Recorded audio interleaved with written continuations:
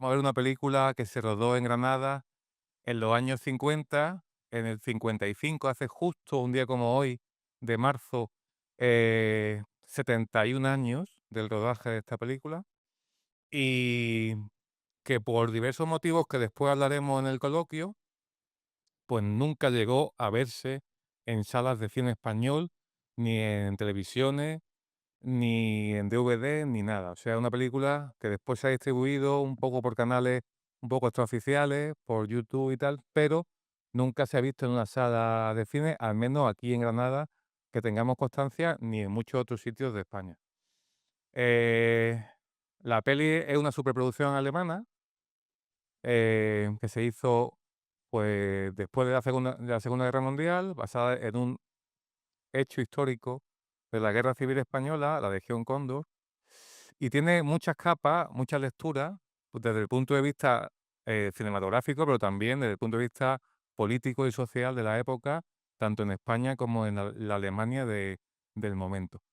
Eh, Os voy a pasar con los dos invitados ponentes, expertos en la película uno y en la época otro, que son los que van a participar en el coloquio. Por un lado tenemos al profesor Ralf Juncker-Jürgen, de la Universidad de Regensburg, en Alemania, que ha investigado profundamente esta película y que ha hecho diversos artículos científicos sobre sus investigaciones.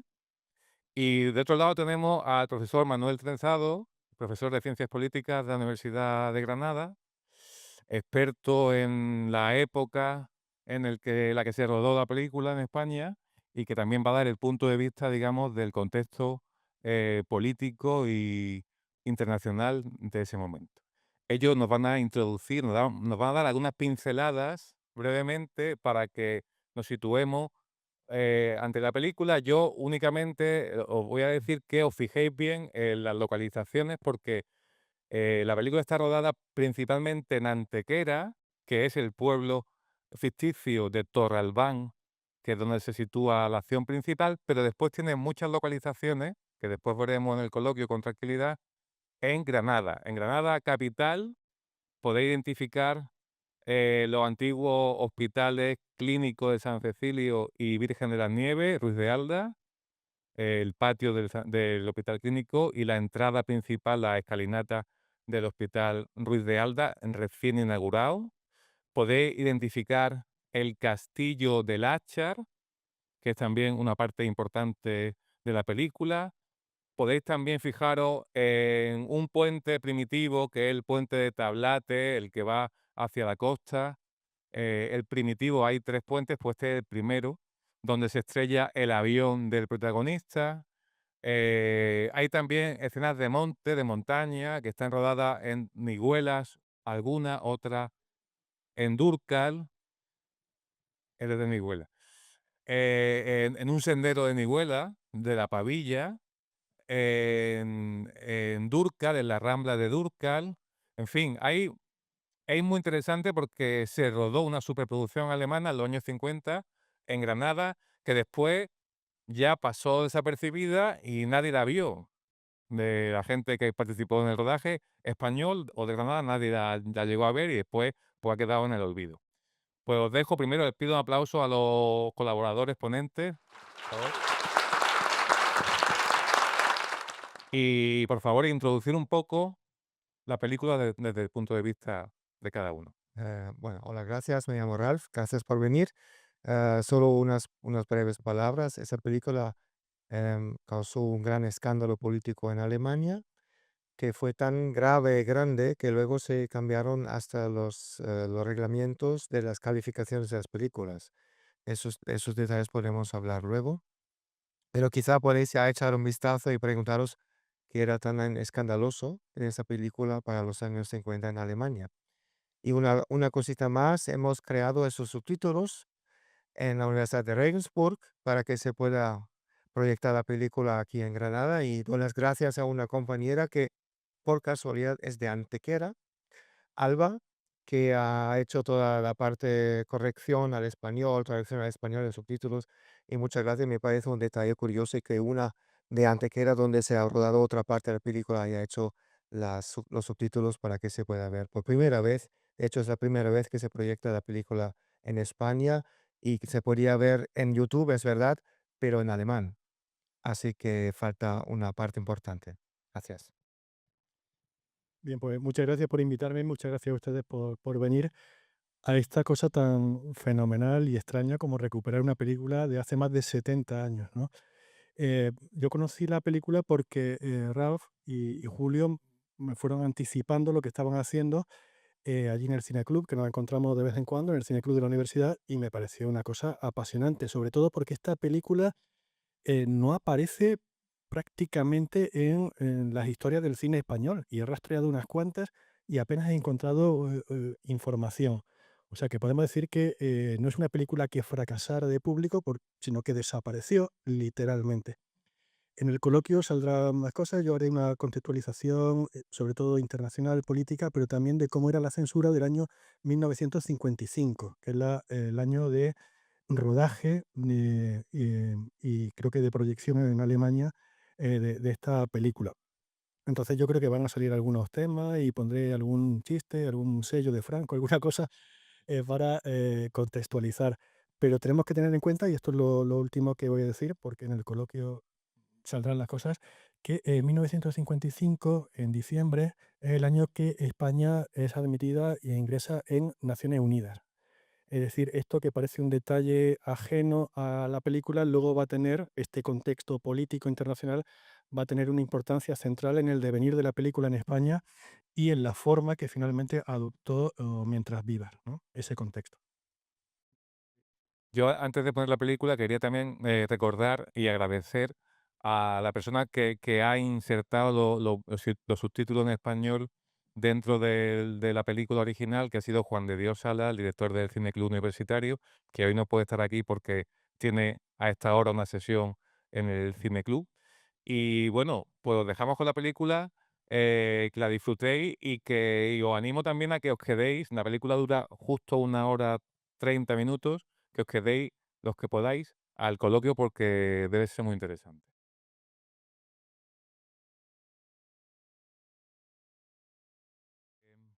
Y bueno, quería preguntaros, en principio, pues que nos cuente un poco, es la primera gran producción que se hace en Alemania después de la Segunda Guerra Mundial, en un momento político eh, complicado.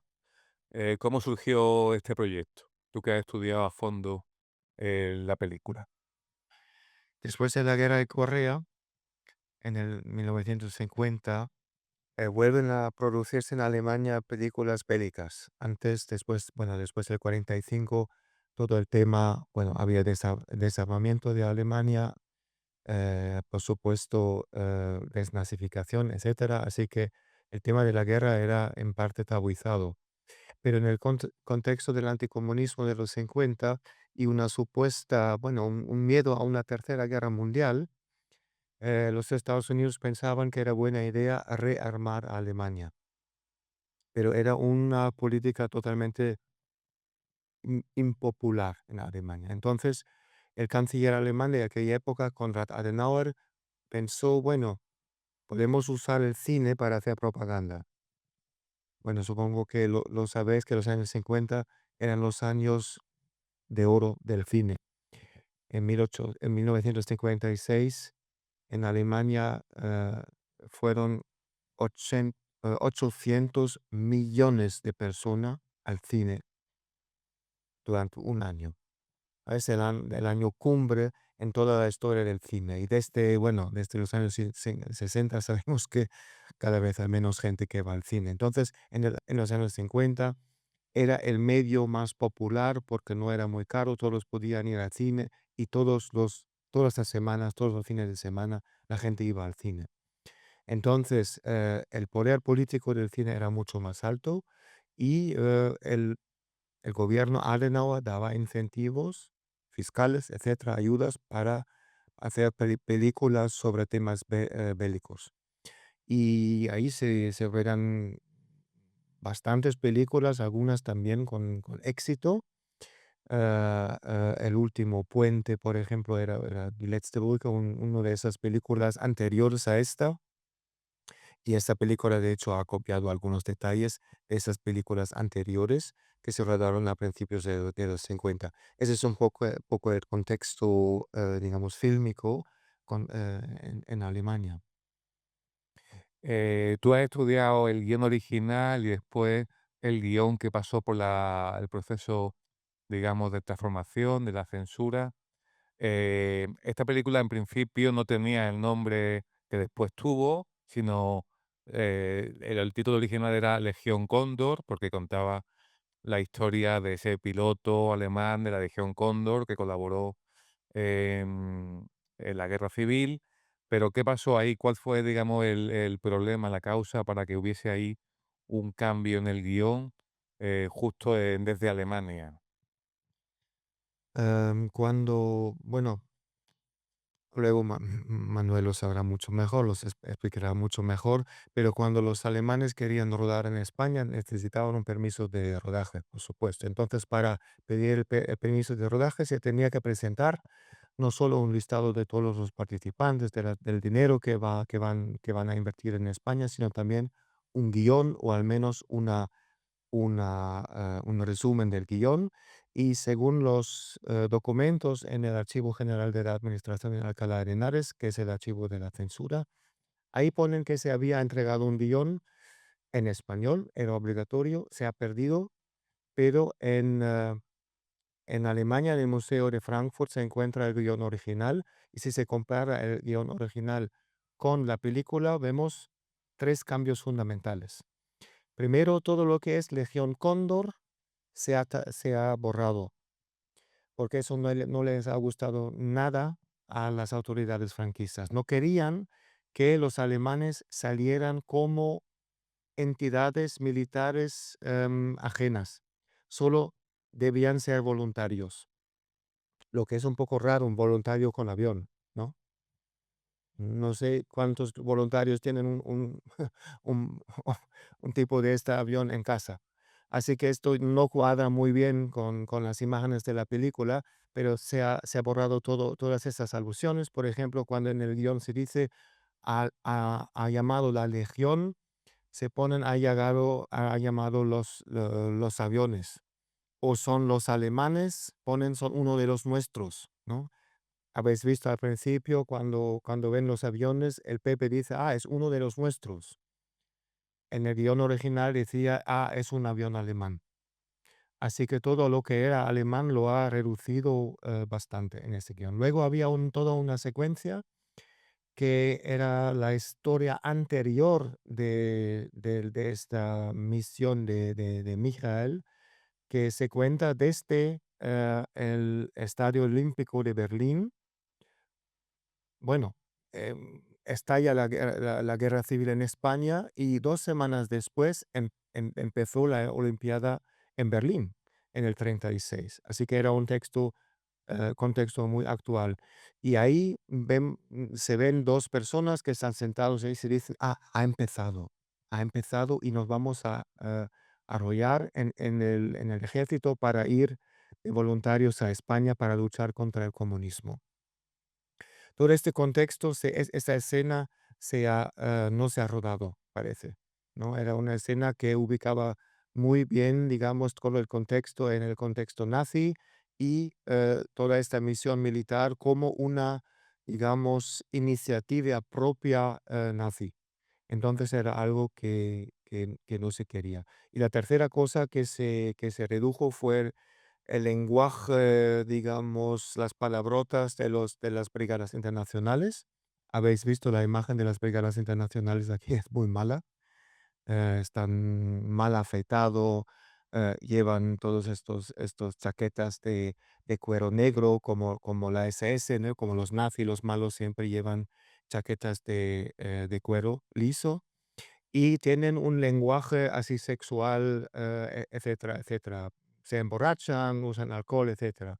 Todo esto se ha reducido un poco en la película, era más evidente en el guión, porque claro, la productora quería que la película fuera apta para todos los públicos. En aquella época, la sensibilidad moral era mucho más alta que hoy en día. Entonces se redujo esto. Esas tres cosas, sobre todo.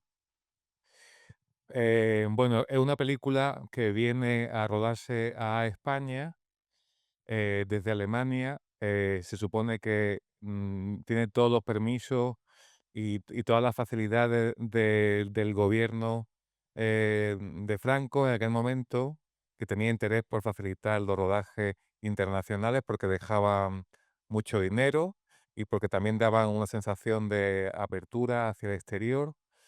Y lo ruedan. De hecho, habéis visto en los despegues y aterrizajes de aviones, las imágenes son de la base aérea de Armilla y principalmente de la base aérea de Tablada en Sevilla. Los aviones que se usan son aviones, unos aviones que se hicieron de la empresa CASA de aviación española, imitando a los aviones originales alemanes. Incluso en los planos con extras, pues actúan soldados del ejército español, guardias civiles, etcétera. Eh, Teniendo en cuenta esto, ¿cuál era el contexto, digamos, internacional, Manuel, de esa época y cómo estaba España situada dentro de ese contexto en el año 55? Bien, pues muchas gracias, Julio.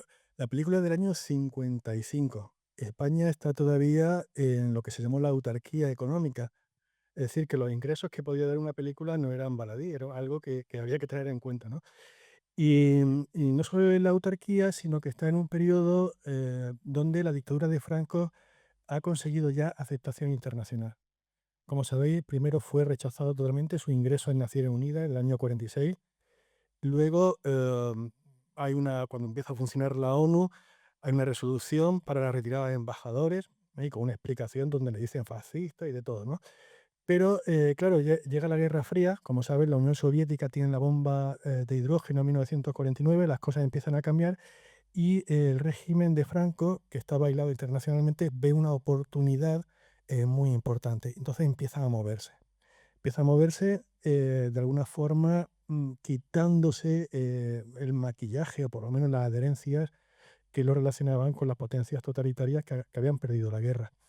Entonces va metiendo el Franco en los gobiernos ministros católicos, por ejemplo, los ministros de Educación eran particularmente de Acción Católica o de la Asociación Católica Nacional de Propagandistas. Martín Artajo, que era el ministro de Asuntos Exteriores, que es el que movió buena parte de estos éxitos diplomáticos, era un hombre que también que venía de Acción Católica. Empieza de alguna forma Franco a querer alejarse de la imagen de aquel militar que le dio a Franco sus dos manos en Hendaya para simplemente pues, pasar a ser un anticomunista, ¿no? Es decir, aceptable. Y lo va consiguiendo. En 1953 firma el concordato con el Vaticano, que eso le daba aceptación católica internacional, y un mes después, en agosto, firma el pacto con Estados Unidos, los pactos de defensa mutua, ¿eh? Eso le abrió prácticamente ya las puertas a la ONU. Ya había ingresado en la UNESCO, en la FAO, pero ya a partir de ese momento, pues fue una negociación sobre qué había que hacer para entrar y en diciembre del 55 entra. Entonces, en ese contexto donde había que desnazificar o por lo menos borrar aquellas huellas, de alguna manera, la película Mientras vivas tiene un sentido. Tiene un sentido que la censura, cuando es presentado para el permiso de rodaje, quiera borrar aquellas vinculaciones con la Legión Cóndor. O aquí no sale el Cuerpo de Tropas Voluntarios Italianos, que no es el caso de la película. Es decir, olvidar un poquito, o un poquito o mucho, aquellas vinculaciones. Y no solo ocurre en el cine, hay otras películas que fueron censuradas, luego si queréis los comento, porque se hablaba de los alemanes, pero ocurre en muchos aspectos de la vida cotidiana. Yo había traído por ahí, y quizá Gabriel nos lo pueda poner, eh, el número 4, que es un sello que todos ustedes van a reconocer. eh, la imagen 4.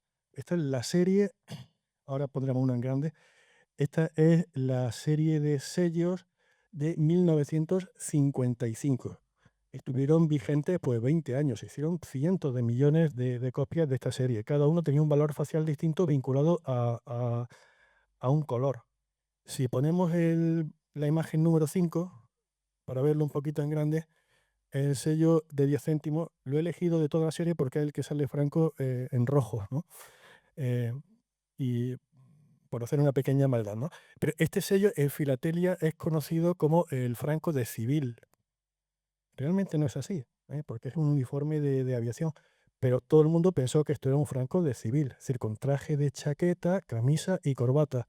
Algo muy, muy diferente a los sellos que se habían usado en los años anteriores. Quiero decir que, aunque esto parezca menor, quizás lo sea, pero nos habla de una especie de guerra cultural o un uso político de artefactos culturales, incluso de la vida cotidiana, que trataban de cambiar esta imagen. Entonces yo creo que la película se ubica en ese momento donde Franco está metiendo ministros católicos, donde está consiguiendo éxitos internacionales, donde quiere aparecer como, bueno, pues sí, es un régimen autoritario, pero es anticomunista, lo cual es aceptable. La película es más que nazi, aunque tú el debate alemán lo conoces perfectamente, ¿no? Y luego quizás lo puedes comentar, pero para cualquier espectador no alemán, la película es básicamente anticomunista, ¿no? Es lo que subraya con cierto trazo grueso, como tú has comentado, ¿no? Con la Brigada Internacional.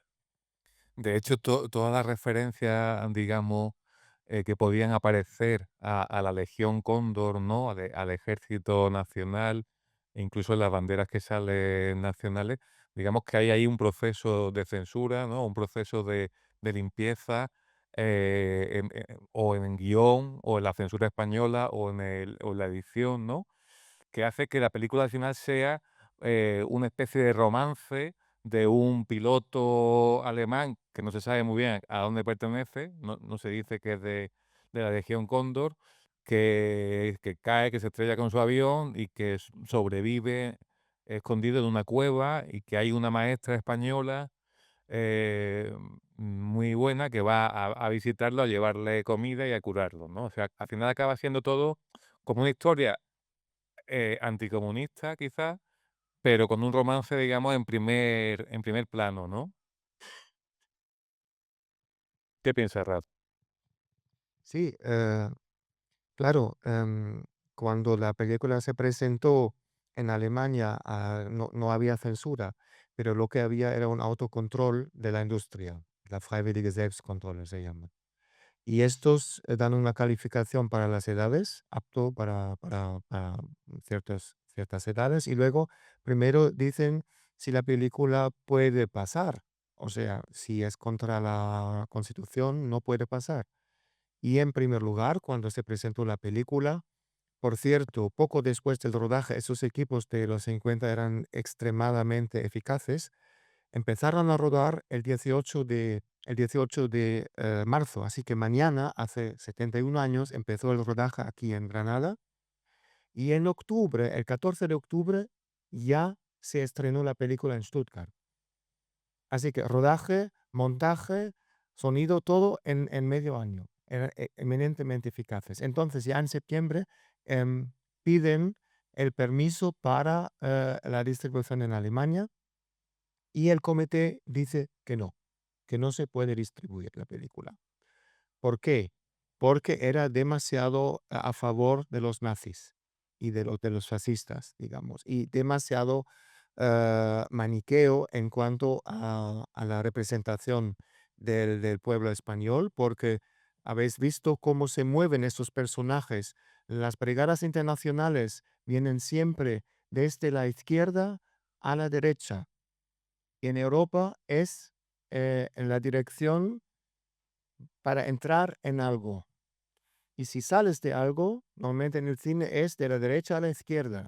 Así que las brigadas internacionales se presentan como extranjeros que invaden España, mientras los nacionalistas van de la derecha a la izquierda como si defendieran España. Pero sabemos que era un golpe de Estado, de hecho, vinieron desde África. Así que em, se prohibió la película en primer lugar porque decían que era una falsificación de la historia, que no era verdad así. Y tenían que cambiar el final de la película, era un poquito más largo y sonaba el coro Cara al Sol. Si habéis prestado mucha atención, en un momento sí que todavía se oye un trocito, ¿no? Pero había muchísimo más. Todo el final de la victoria de los nacionalistas era, bueno, acompañado por Cara al Sol y parece que mucho más glorioso. No hemos visto, no podíamos encontrar, este trozo se ha cortado, yo supongo que se ha perdido. Luego os cuento por qué. Y la segunda cosa que tuvieron que hacer era alargar el prólogo. El prólogo era más corto al principio y en esta versión que acabamos de ver ponen algo como los dos bandos eran súper crueles, etcétera, etcétera, ¿no? Para internacionalizar el conflicto. Y así, solo así pasó la distribución en Alemania. ¿Por qué era tan importante que pasara? Es que la productora Eva Film ya tenía problemas financieros. Y luego en Alemania la película fracasó sobre todo por un escándalo político que causó, y lo que era muy importante para la productora alemana era digamos, la época antes de Navidad, porque la gente iba más al cine.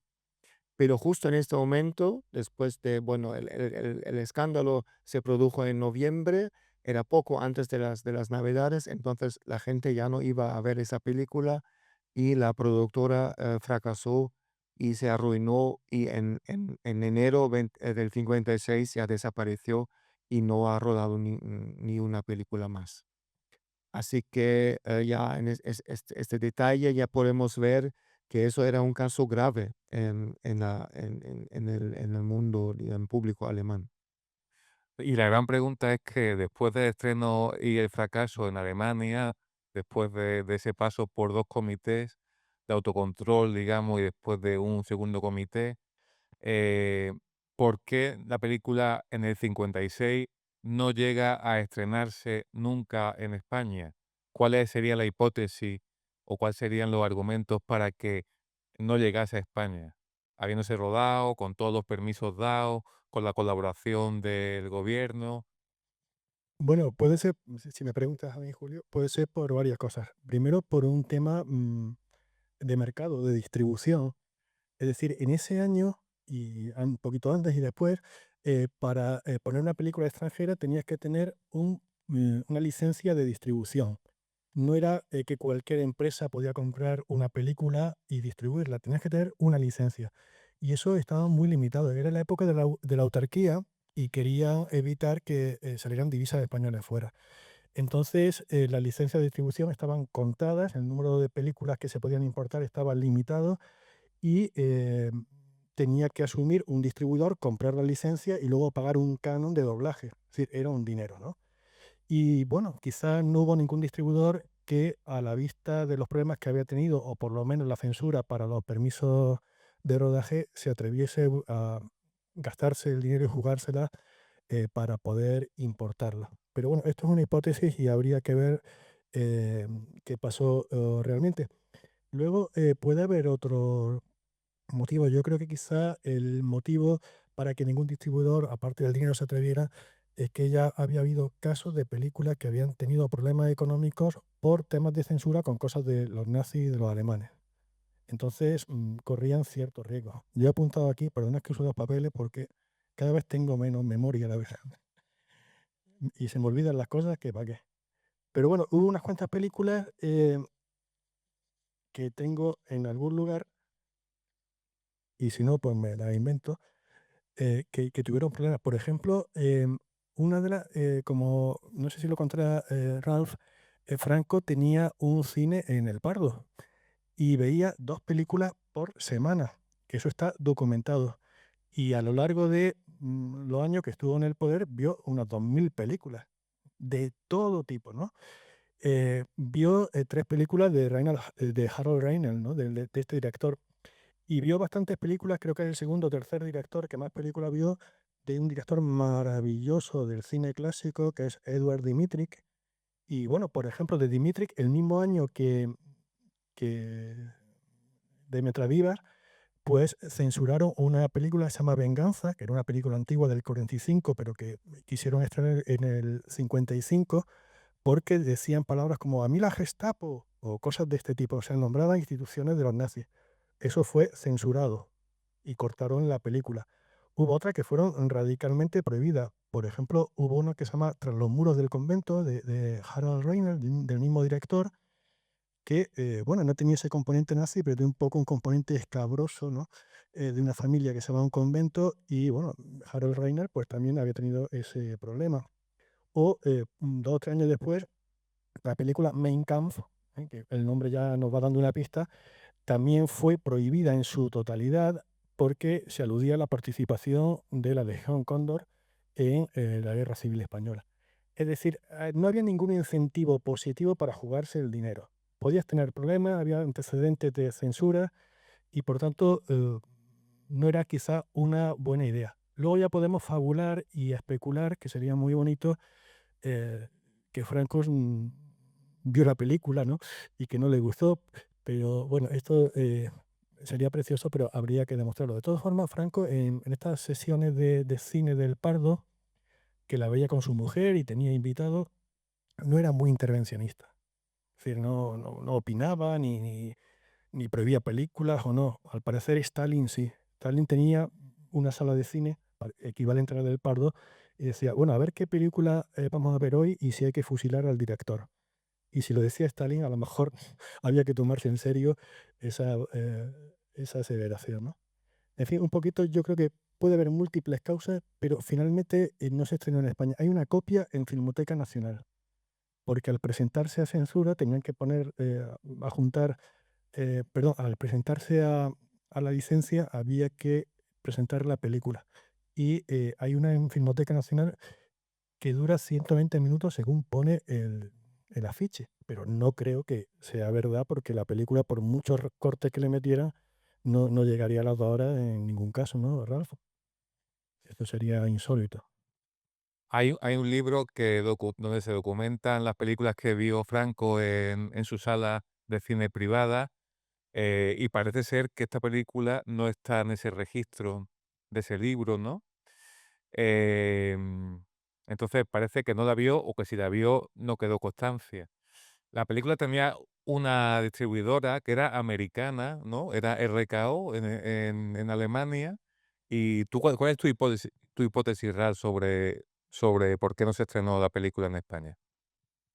Bueno, más o menos por lo que ha dicho Manolo, ¿no? Yo creo que no había ninguna razón para jugarse el dinero, porque aparte del contenido de la película, y que yo sepa, Franco también se informaba sobre la prensa alemana y sabía más o menos lo que eran los temas ahí. Y en noviembre esa película recibe de otro comité alemán una calificación. En España se llamaba de interés o de interés nacional. En Alemania era valioso o muy valioso. Y recibió, primero la rechazaron, pero la RKO, porque habían invertido bastante dinero en esa película. em, no se sabe exactamente, pero hubo, supongo que presionaron el comité y en segunda instancia le dieron la calificación película valiosa. Y esa fue, de hecho, la razón por la cual se produjo este escándalo, porque si no hubiera recibido esta calificación, quizá la película hubiera pasado desapercibida.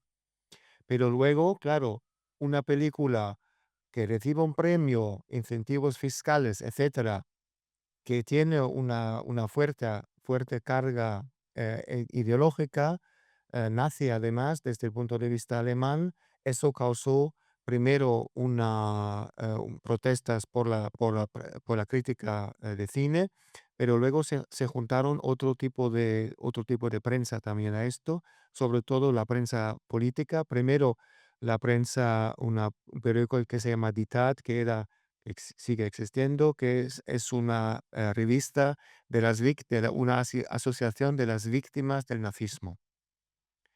Y ahí ya no hablaban de la calidad de la película, hablaban puramente de la falsificación histórica que hizo esta película y escribieron cartas abiertas al director, antiguos brigadas internacionales desde Alemania, que protestaron oficialmente contra la película. Y luego la prensa del partido SPD también se juntó a eso, porque claro, ellos también, aparte de criticar el nazismo, también lo usaban para criticar el gobierno Adenauer. Y así esta película entró un poco en el debate político de los años 50 porque el SPD, una de las narrativas del SPD era, mira, el gobierno Adenauer son todos ex-nazis que están ahí, ¿no? Son conservadores. Y luego, claro, una vez había estallado este escándalo, también en la prensa de Berlín, en la RDA, cogieron este tema para decir, mira, estos siguen siendo nazis aquí en la RFA. Y nosotros también rodamos películas sobre la guerra civil. Hay varias películas de la DEFA sobre la guerra civil, pero todo desde el punto de vista, por supuesto, de la izquierda. Así que se politizó este caso. La distribuidora esperó un rato y volvió a poner la película a partir de marzo, abril, pero tampoco les había funcionado. Y por eso tampoco hubo una distribución internacional, porque ya había fracasado en Alemania y no se intentó nada más. Yo creo que hubo algunos pases en Austria, ¿no? Ahí, porque no había gastos, porque se podía proyectar en Alemania. Además, los dos técnicos más importantes, el cámara y el director, eran austriacos. Harald Reinl, habéis visto que tiene esa película una fotografía espléndida, está muy bien filmada. Si pensamos que esa película tiene 70 y más de 70 años, es impresionante. Eran grandes cineastas.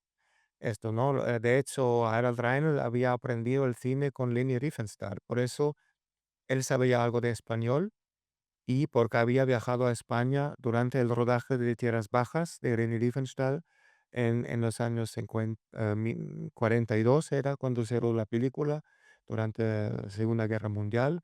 Se rodó una parte aquí en España y Reinl era el localizador y había estado aquí.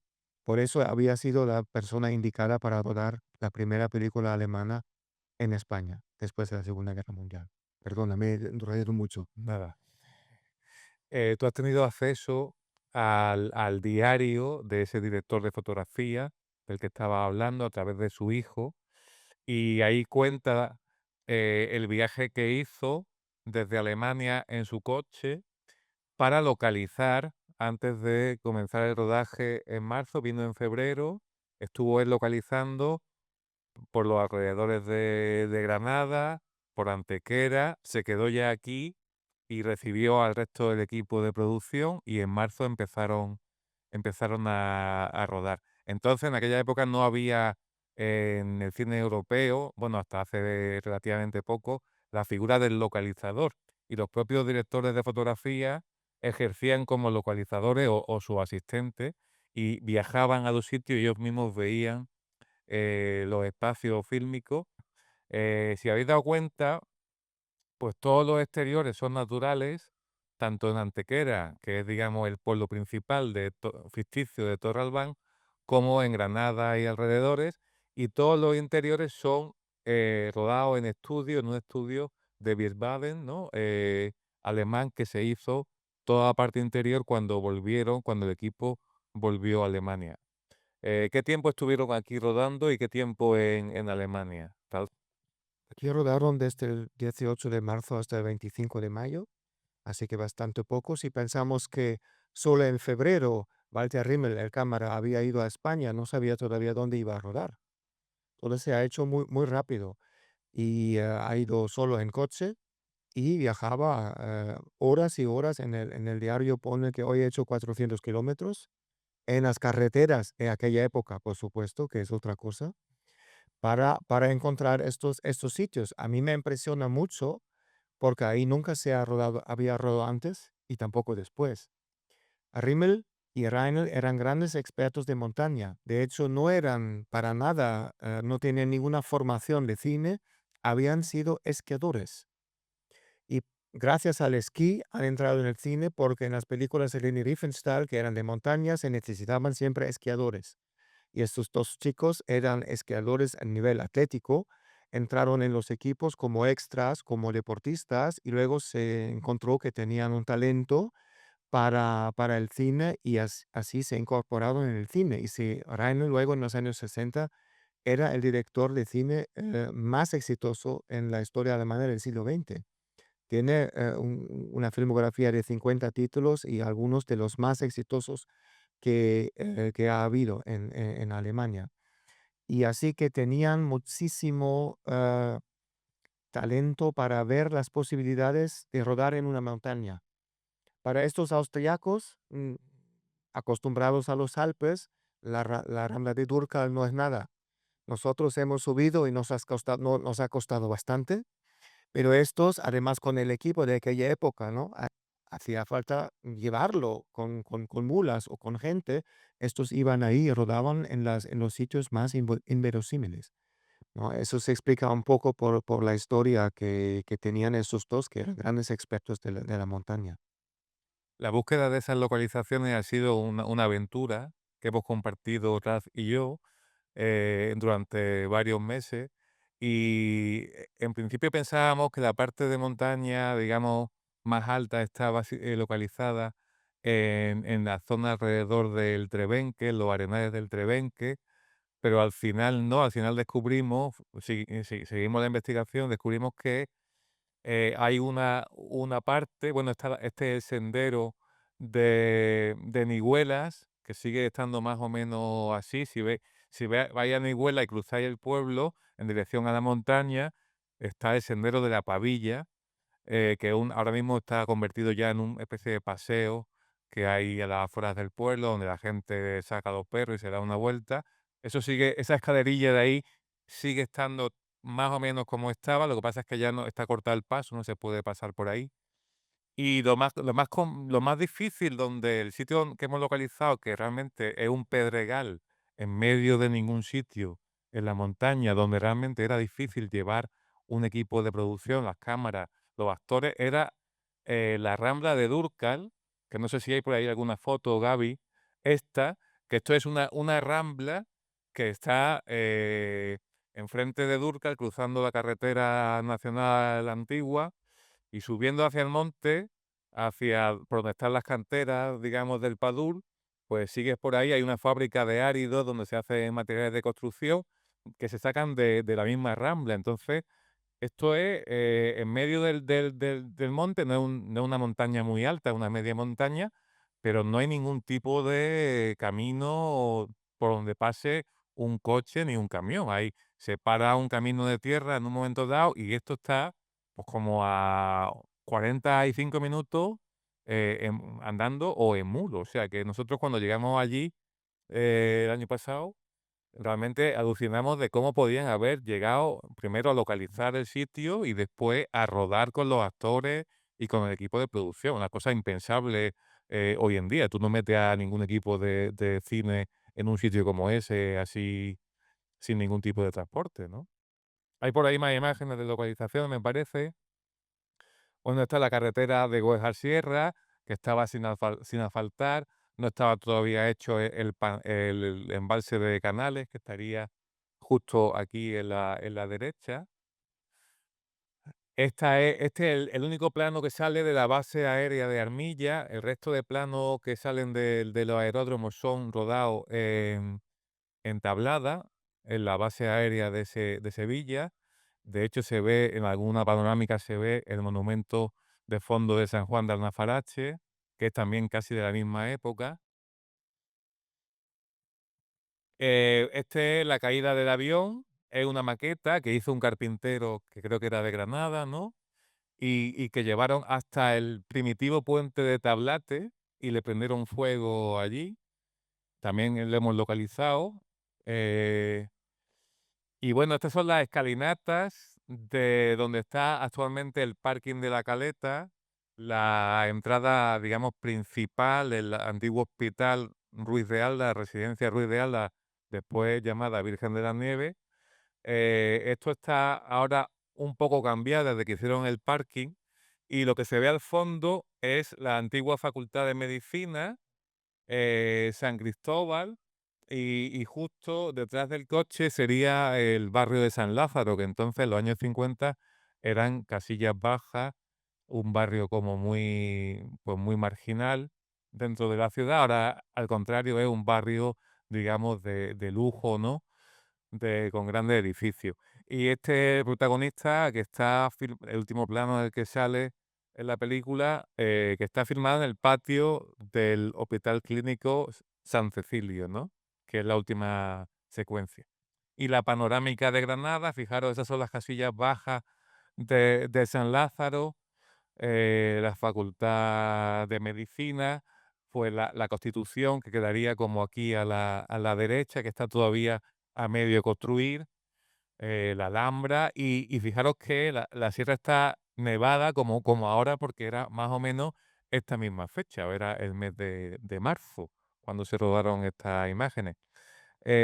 Supuestamente, no, si volvemos al plano anterior, yo creo que según está esto tomado, porque además es una panorámica de derecha a izquierda, esto está rodado desde lo alto del Hospital Virgen de la Nieve, desde la azotea del hospital. No es una imagen aérea de un helicóptero ni nada de eso, es una panorámica que se hace desde un edificio alto, y el edificio más alto que hay con esta perspectiva, con este punto de vista, este tiro de cámara, es ese hospital.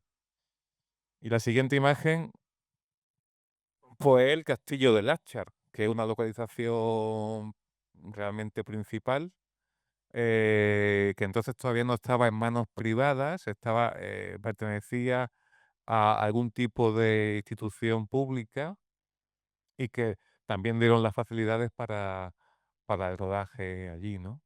No sé si hay alguna foto más. No. ¿Tú tienes algún documento que querías mostrar también? Bueno, ¿Alguna imagen más, no? estamos cansando a la gente, por lo menos yo la voy a cansar, ¿no? Pero bueno, he encontrado algunas conexiones raras, y interesantes con Granada, además de las de las localizaciones. En aquel momento, 1955, las películas eran censuradas en la Dirección Nacional de Cinematografía y Teatro, que dependía del Ministerio de Información y Turismo, que se creó en el año 51, o sea que estaba reciente. El que mandaba en la dirección general, obviamente, era el director general, que además era una silla caliente porque en 10 años que estuvo Arias Salgado de ministro pasaron 6 directores generales de cinematografía. Era conflictivo.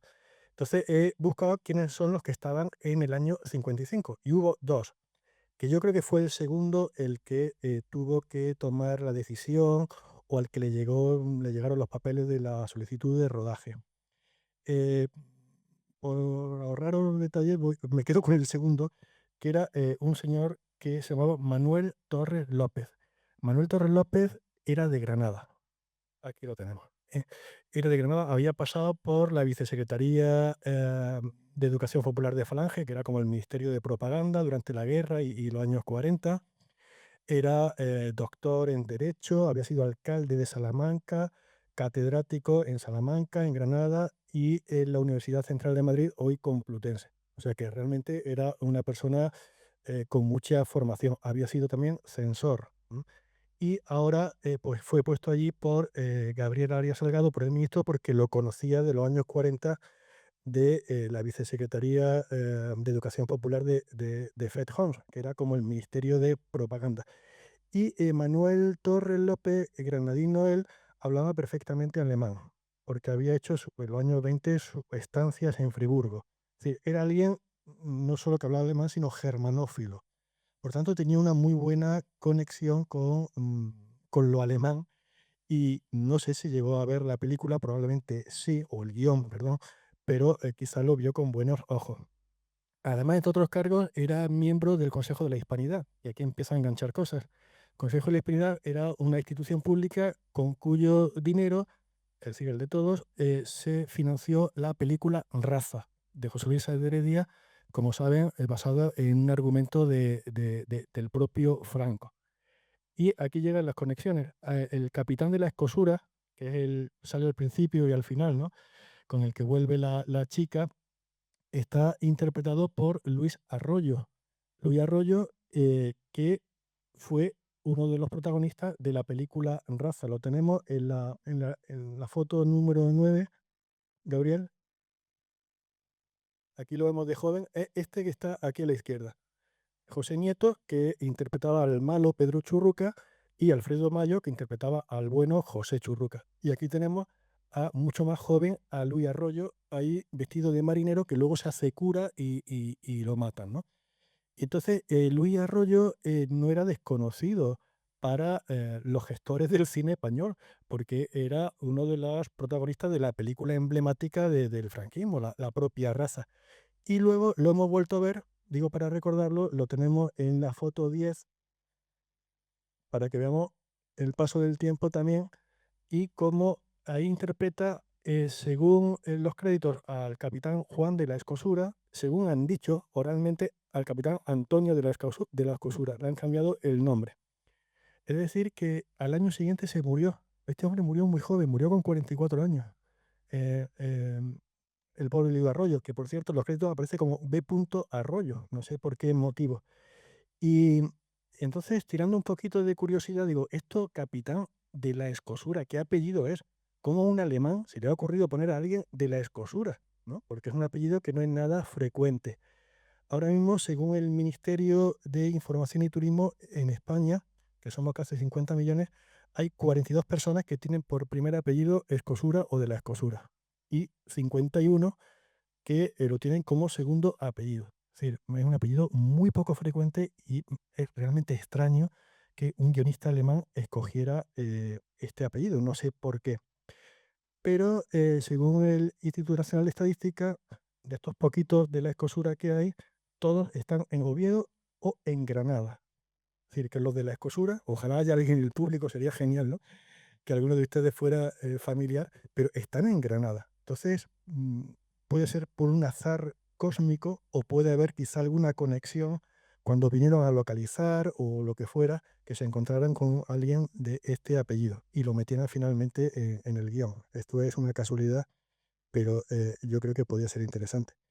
En fin, se podían decir más cosas, pero yo me quedo con el homenaje también a Luis Arroyo, que son de esos secundarios que nunca tuvieron un protagonista, siempre morían prácticamente por sistema en todas las películas, no tenía un gran físico, no tenía una gran voz, pero eran esos secundarios del cine español de los 40, 50 o 60 que le daban una solidez tremenda a cualquier película. Aparte de Arroyo, hay otro español que está dentro de la película, porque el resto son todos alemanes, que es el compositor, el músico, sorprendentemente un músico español que estaba muy vinculado también al cine de la época y al régimen, que era Muñoz Molleda, un compositor gaditano que también hemos investigado en esta revista, en este monográfico sobre la película. Sí, primero se había previsto un compositor experimental francés y luego, claro, para rodar en España se necesitaba también incorporar personal español y cayó, no sabemos por qué, en Muñoz Molleda, pero él había compuesto la música, por ejemplo, de la película Carmen, la de Triana, que había sido también una coproducción alemana-española hecha por Hispano Films, que era una sucursal en Madrid de una empresa alemana que ha hecho toda la organización de esa película. Por eso supongo que Hispano Films, que había ya rodado en España con Franco en los años, al finales de los 30, conocía a toda esta gente. Seguramente ellos han hecho todo ese tipo de coordinación y de hecho Am, Hispano Films de Madrid ha organizado todo el rodaje, los permisos de rodaje aquí en Granada y Antequera. Siempre viajaba el agente de Hispano Films que hablaba español y que hacía todo ese tipo de organización que hoy en día sería production service, ¿no? Como se dice. Y Muñoz Mollera quizá es hoy en día un compositor, supongo que pocos conocen.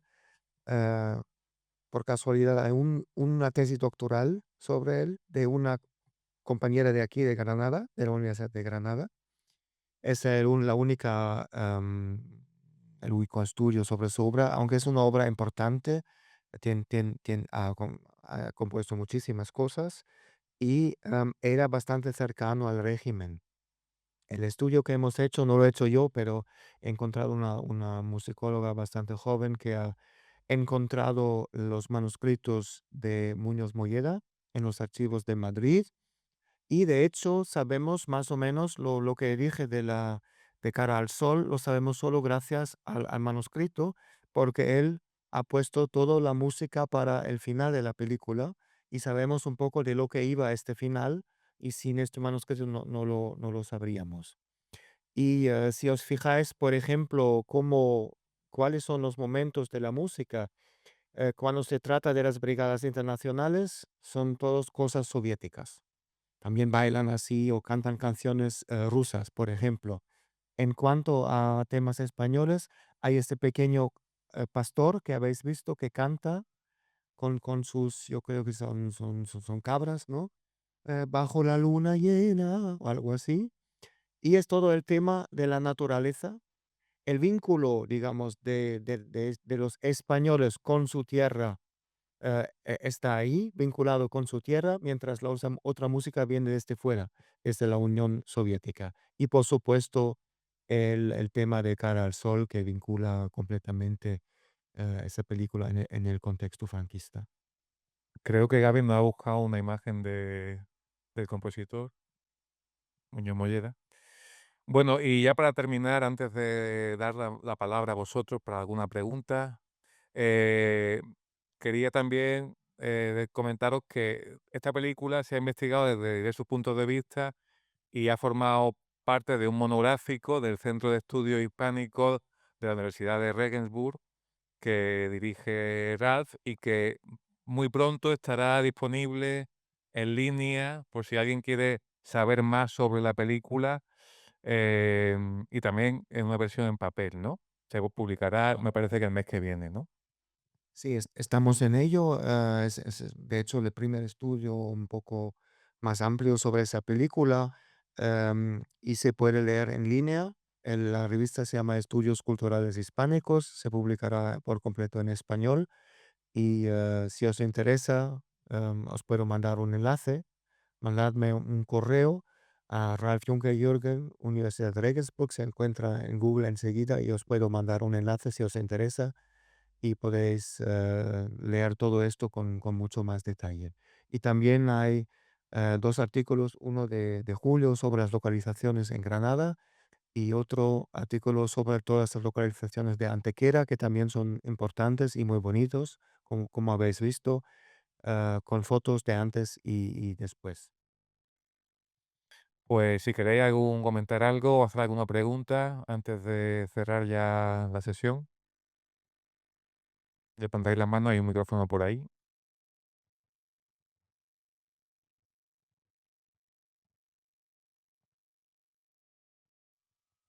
Ser breves que ya estamos fuera de tiempo. Nada, bueno, quería felicitarlos por la iniciativa. Quería hacer una pregunta rápida, Ralph. Eh, Has hablado del auge que tuvo el cine en todo el mundo, pero particularmente en Alemania en los años 50, de este auge que tiene en la República Federal Alemana. ¿Qué venía de la herencia de la cinematográfica UFA? Porque eso quedó del lado de Berlín, del lado de Alemania Oriental, y no sé si tenía alguna influencia en esta época, o eso había quedado del otro lado, o completamente desapareció después de la guerra. Bueno, de hecho, en el personal o en toda la industria fílmica en Alemania no había ruptura. No hubo ruptura. La misma gente que había rodado durante la época nazi seguía rodando. Estos dos son el mejor ejemplo. No eran nazis ellos, ¿no? Ellos habían trabajado en cine sin meterse nunca en política. Rainer no ha sido nunca miembro del partido nazi o algo así. Pero claro, estaban todos vinculados a esta industria. No había ruptura.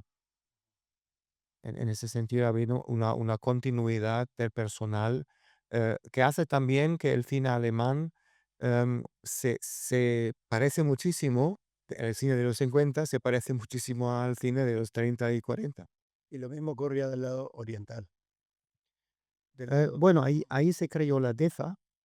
La DEFA era la productora nacional. Bueno, la UFA había sido privado y luego Hitler lo había cogido, lo había hecho nacional, no podía rodar nada más sino con la UFA.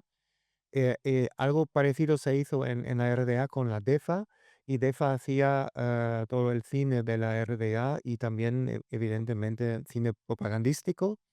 Hay varias películas interesantes en ese sentido también sobre la Guerra Civil Española que no se podía rodar. Esta película no hubieran recibido un permiso de rodaje aquí en España, seguramente.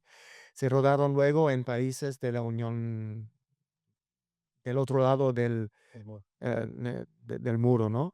Em, Eso sí que había, pero eran películas de propaganda comunista, de hecho.